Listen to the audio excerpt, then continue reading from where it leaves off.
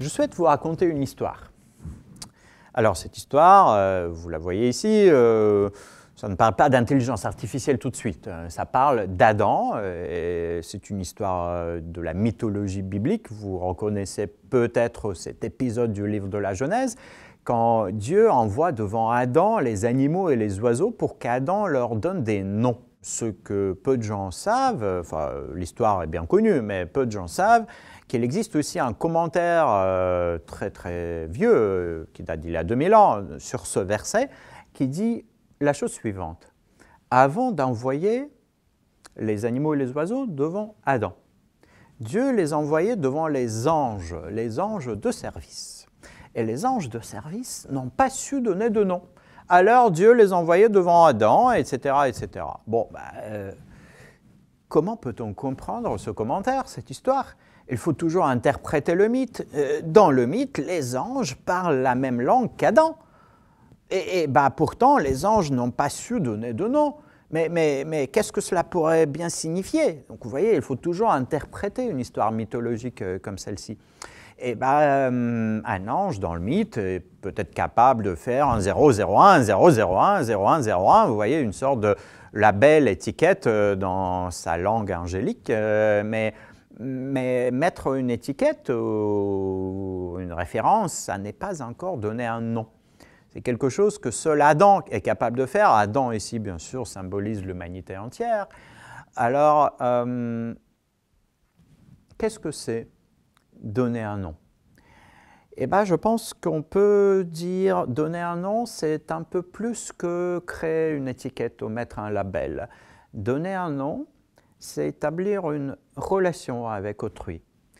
Une relation qui passe par la langue, une relation qui n'est que linguistique là. Mais à travers cette relation, l'autre entre dans notre monde humain. Ce n'est pas son statut, comme on dit, ontologique qui compte. Ce n'est pas le fait que ce soit un animal ou un oiseau ou une machine. Ce n'est pas ça qui compte. Ce qui compte, c'est cette relation linguistique. Parce que c'est à travers cette relation dans le langage que l'autre, quel que soit son statut, va nous influencer. Il est entré dans notre monde, il fait partie de la vie humaine. Et je pense que cette histoire, elle a plusieurs enseignements et leçons pour nous tous, mais aussi pour vous, les juristes.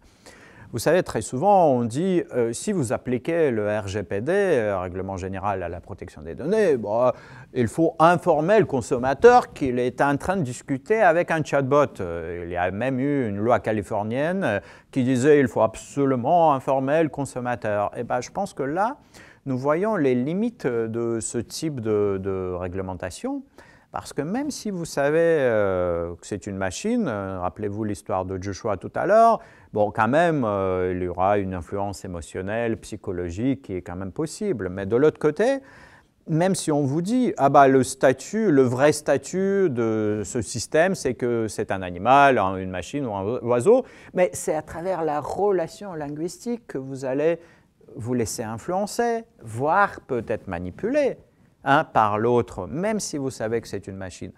Et donc, clairement, pour les juristes, la première leçon, il ne suffit pas de donner au consommateur une information, comme on dit, claire et compréhensible que c'est une machine. Il peut bel et bien savoir que c'est une machine et pourtant se laisser manipuler complètement.